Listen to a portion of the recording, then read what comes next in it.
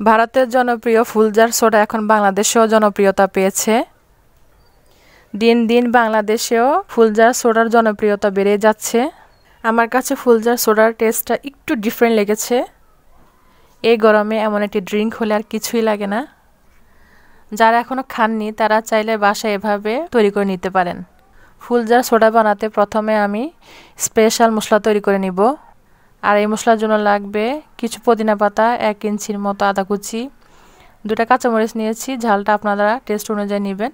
আর লাগবে একটা লেবু, আর লাগবে তোকমা। আমি আগে ভিজিয়ে রেখেছিলাম।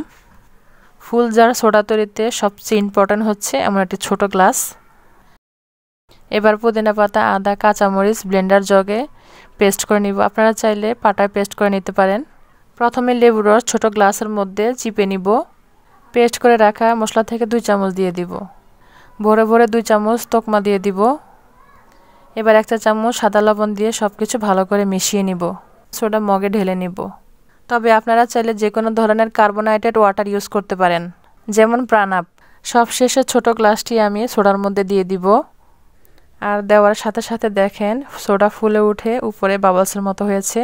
আর এটাই হচ্ছে ফুলজার সোডার আসল আকর্ষণ। ফুলজার সোডার ড্রিঙ্ক যারা এখনও ট্রাই করেননি চাইলে এভাবে বাসায় ট্রাই করতে পারেন।